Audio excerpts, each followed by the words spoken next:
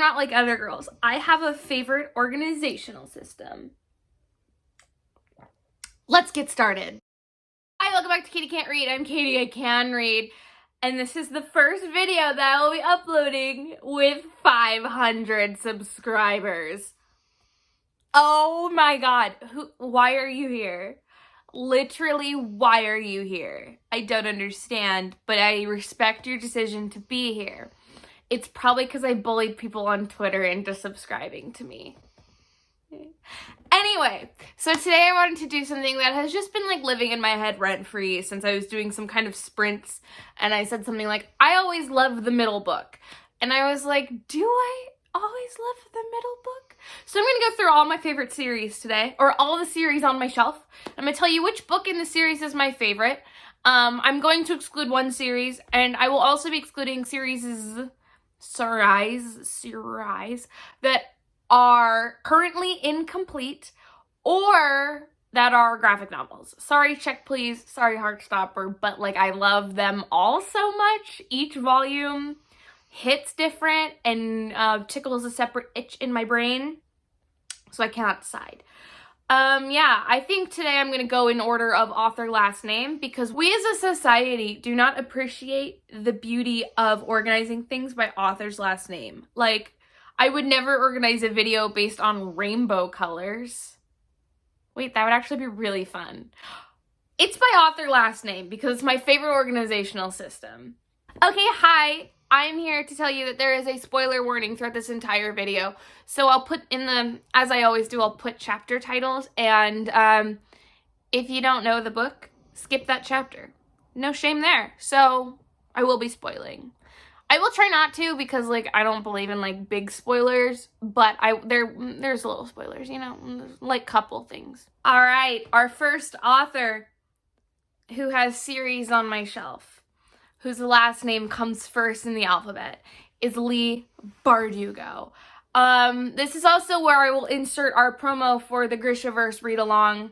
We are having a great time. We are in the middle of Siege and Storm right now, so if you would like to join us, there is still time.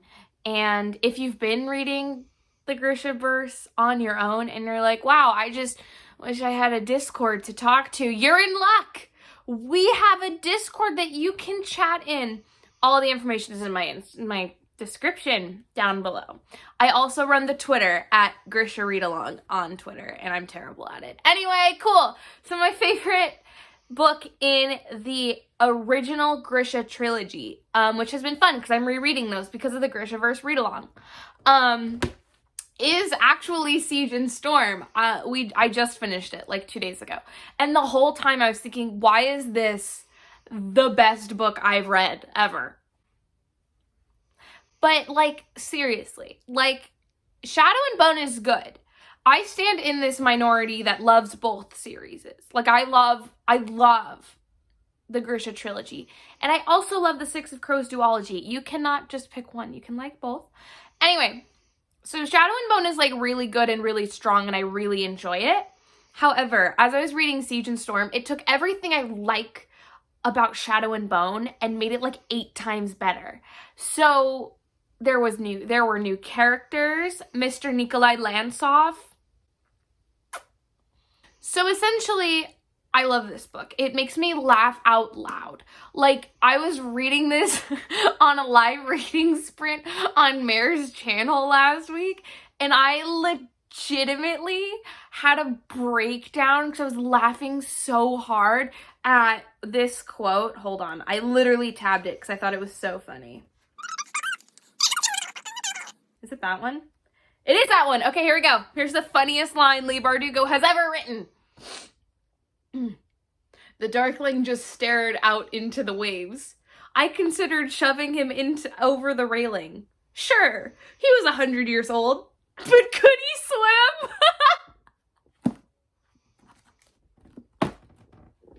The Darkling can't swim! Okay, anyway.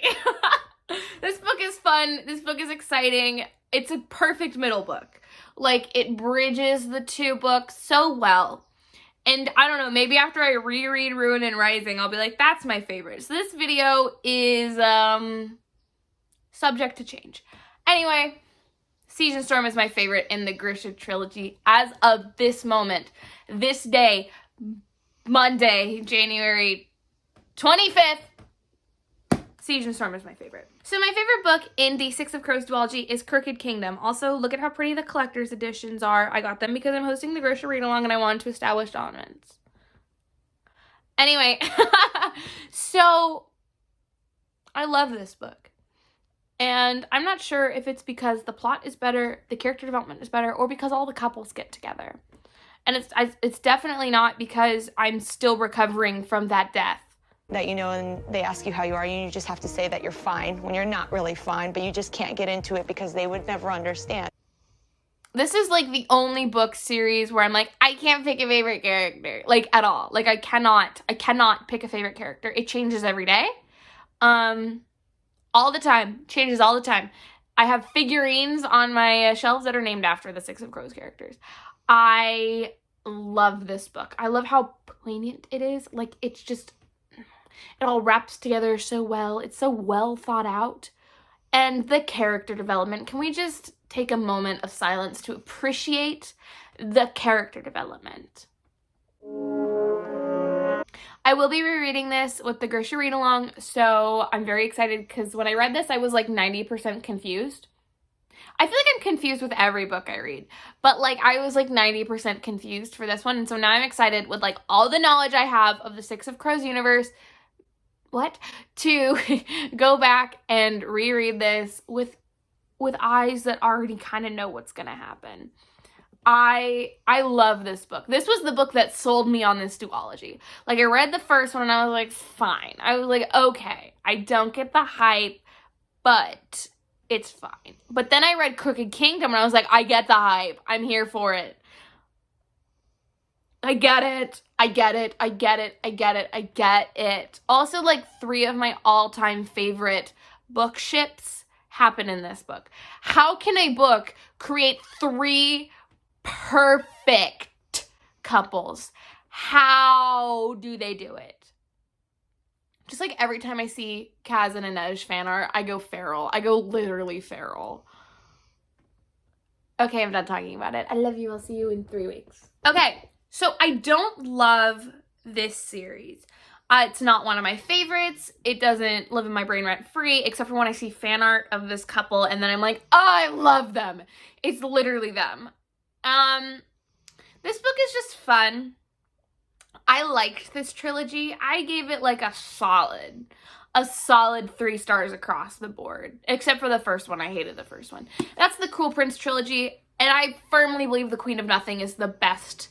It's honestly the best finale book I've ever read, and it's so good. Like, I can't remember what about it is perfect, but it was perfect.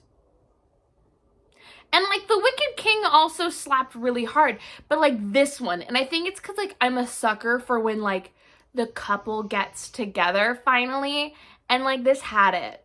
This had it. It's so dramatic.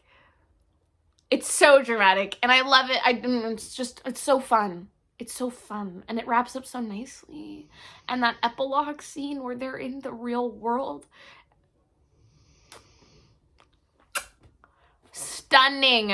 Literally so good. Queen of Nothing, you are the best book in this series. How does it feel to be superior? They said it feels great. Okay, here's a series I don't love, and that's The Selection. But my favorite book is The One, and this is entirely and purely for nostalgia reasons. I remember reading this at 13, this grand finale, because I don't believe the other 2 books exist that come after this. The grand finale of a trilogy I really liked, and it ends in the most romantic proposal I hath ever seen. Literally, I was 13 and I was like, love exists, and it only exists for Maxon in America. And at the time, no one had fan fiction for them, so I had to like imagine it myself. And it's fine. It's totally fine. Being 12 is a terrible time. But this book was like it for me. Sometimes when I am sad, I will reread just the proposal sequence because literally stunning. Literally the greatest book proposal ever. And that's the only reason this book beats out the other two. The single only reason. Because everything else in this series is underdeveloped and underexplored. But that proposal, delicious. Okay, we are here with my favorite trilogy of all time. And so picking a favorite should have been much harder, but it's not. Because this is objectively the greatest book sequel ever written. And it has the greatest book to movie adaptation of all time. And that is Catching Fire. Can we just appreciate Catching Fire for everything it is? Okay, so the first book, Hunger Games, is wonderful. Literally a perfect book. It sets up the world so stunningly. But it doesn't, what the Hunger Games does is just puts you into Katniss's life. Makes you care about her. It takes you through her first games. But then you come back to Catching Fire and all of a sudden she's now starting to see that she's a symbol of rebellion, and you can tell that there's something going on behind the scenes. But since Katniss is a little bit of an unreliable narrator, you don't know what's going on. The plot twist at the end was one of my favorite plot twists of all time. Finnick Odair is still to this day one of my favorite characters of all time. I am obsessed with Peeta and Katniss's moments in this book. I still remember when I read this book for the first time. So I've talked about this. I talked about this in my last video. The Hunger Games was the series that really got me into reading. It was the first book series that showed me that, hey, reading can be fun. And essentially, I remember reading this book for the first time at 11. Way too young to have read this book series. And when they announce that the quarter quell will be reaped from pre-existing victors, I legitimately gasped and cried. Like, I don't know how many of you guys can remember the first time you read a book and like how it made you feel, but like this book, when I read it for the first time, and I reread it like recently, and it holds up. Like, it is still shocking, it's still stunning, it's still better than the first, and it's so good. It's so dramatic, it's so everything.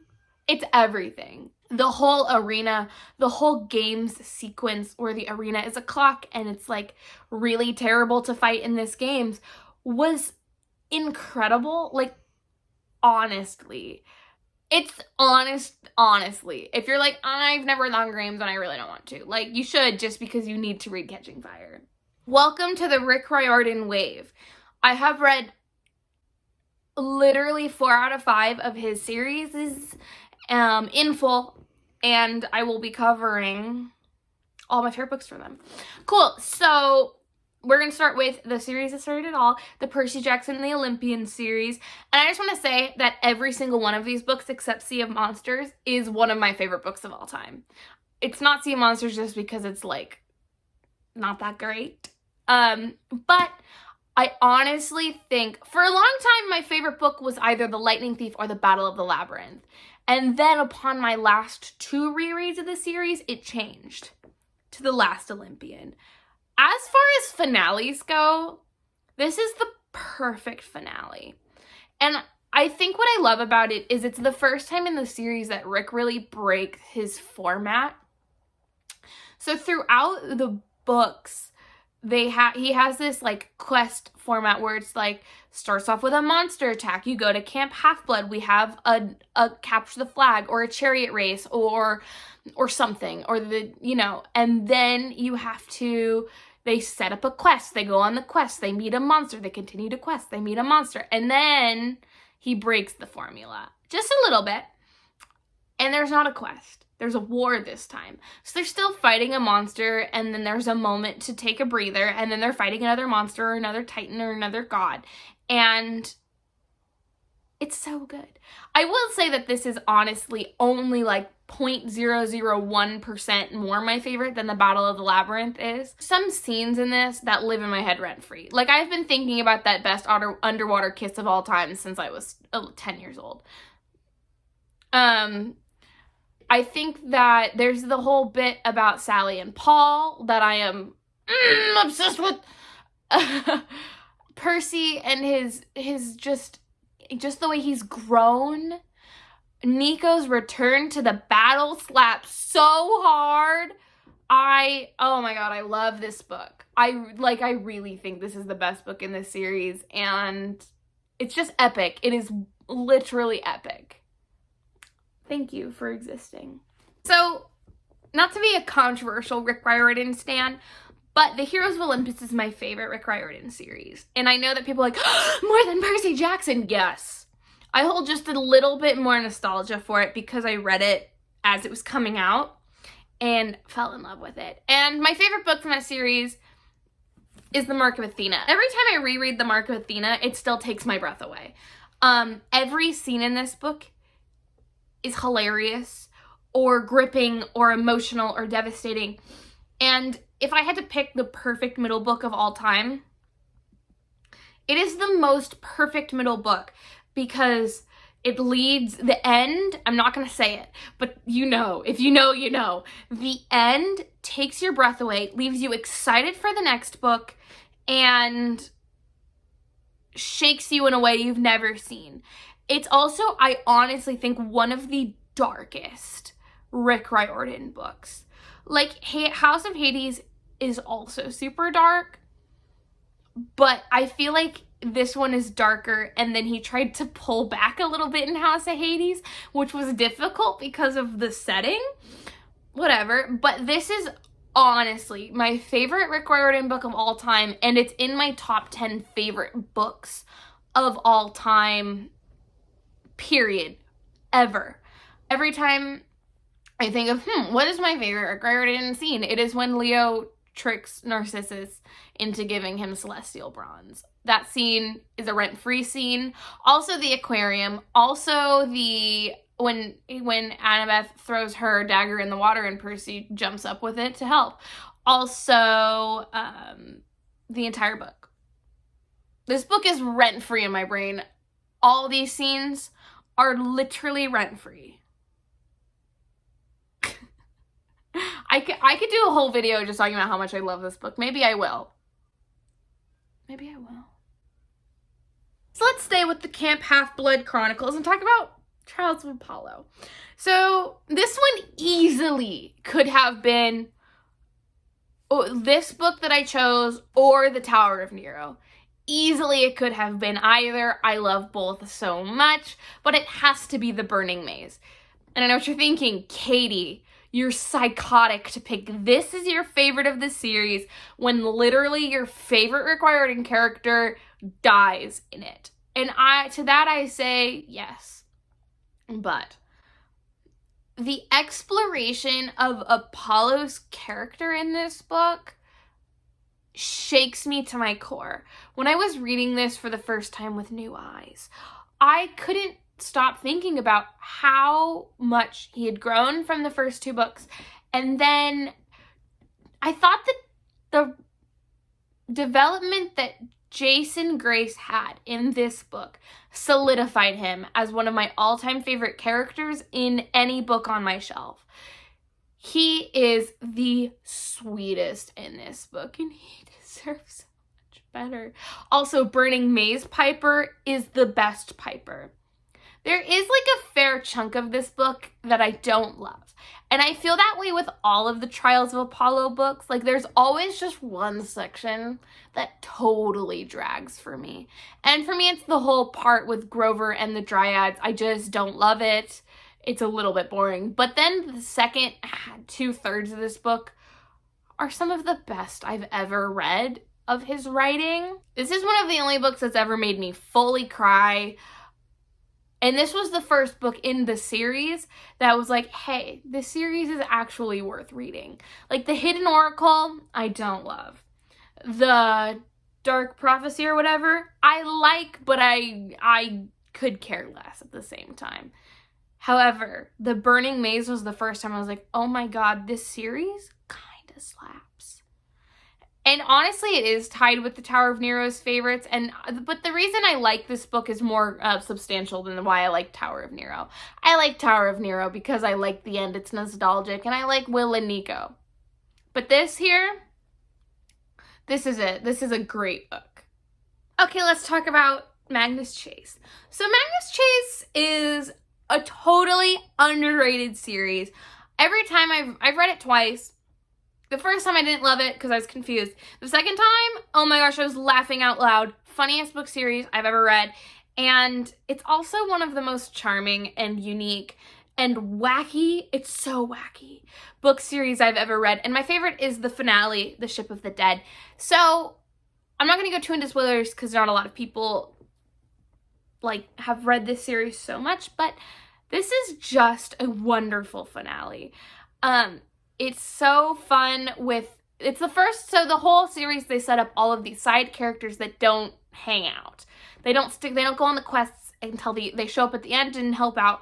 But this is the first time we really get to explore these side characters that live also on floor 19. And they're so fun. Like that whole bit where Thomas Jefferson Jr. is walking around England and thanking every single person because Great Britain helped out in the Civil War. Like, that's the cutest thing ever. Also, just the relationship between Alex and Magnus that starts to butt a little bit in this is really cute. It's really cute. And the end, I love how Magnus defeats Loki in this. I simply love it because it's so quirky and unique and not what you expect. What I love about this series is that in almost all of Rick Riordan's series is the protagonists are usually fighters. First and foremost, Percy Jackson is a fighter. And the Canes are both fighters. And Apollo is a fighter-ish. Magnus is 100% not a fighter. He talks a lot about how he doesn't like to fight. He's a healer and he's very much I am worthless in battle. And so to see that dynamic and just how he exists is so refreshing. I absolutely adore Magnus as a character, and I love what he does in this book. And also this book has Percy cameos in it. And I love you, my boy. Percy, if you can hear me, I love you. So the next series I kind of want to talk a little about is one of my least favorite series of all time, but I have it on my shelf, so I'm going to talk about it. This is one of the only series that I like the first book the best, and it's because the second two books are so horrendous. Divergent. So Divergent did exactly what I admire Divergent, because it destroyed YA dystopia by taking everything that made YA dystopia popular and ruining it. These books, oh my gosh, they're not great. I loved them in middle school. Absolutely adored them. Read them so many times it hurt. But now I look at them and I just go, why? Divergent is single-handedly the best book in the series. It creates this world that's so fun. And then the next two books destroy it. But the first book sets up this really interesting world and this really bland but complicated YA protagonist. And just this overall interesting system and world building, and it has this epic finale with the sleepwalking and all of that. It's really cool. The trials I always thought were just so stinking cool. I always thought that the Dauntless initiation was really cool. I always thought I was Dauntless, and sure, maybe I am, but I'm 100% sure this book inspired 40% of my personality, which makes me think I'm more of a badass than I am. And it's because I think I could actually beat Triss up in a fight. Oh no, I don't know which book in this series is my favorite. So for the Raven Cycle is the only series I've read in the last year and a half for the first time that has made favorite shelf status. Like, rent-free, baby. Rent-free. Anyway, so this is hard because, first of all, I read them back to back. And so I can't really differentiate what happens in each one. But I really think that my favorite was Blue Lily, Lily Blue. I don't remember why, though. I think this is the part where they really start to fall in love with each other as a group. What I loved about this series is that it explores found family in such a slow way. Because the first book, they start to become friends. But by the third book, this friend group is fully in love with each other. And it was between this and The Raven King, because I think The Raven King is just stunning. But this book was so beautifully written, and I love all the yearning that happens. Like, there's so much yearning in this book for various people wanting to couple up with each other. And I think it's also because when I was reading this, I was associating it with a bunch of Hozier songs. And, like, to this day, when I listen to, like, Real People Do, all I can think about is Gansey and Blue. Tell me I'm wrong. Anyway, it's between this and The Raven King, but I do really love Blue Lily, Lily Blue. It's such a good series. Oh my god. Here's one series I chose not to talk about, and we're not going to even mention it, but my favorite book in that series is the third one. I think that's all of my series. There are a lot of series I am planning on reading in the new year, the 2021. My series page in my reading journal is literally so thick, but I'm really excited to read a bunch of series I've never read before. And if you have any series that you're like, hey, this is my favorite series of all time, please read it. Unless it's a Sarah J. Maas series, because I refuse. I adamantly refuse. But yeah, I think that's it. Thank you so much for watching. Please make sure to like, subscribe, comment your favorite series and your favorite book in that series. And let me know if you agree or disagree with me. Thank you for being here. Thank you for being 500. 500 kisses for all of you. I'm too lazy. Okay. I'll see you in the next chapter. Bye!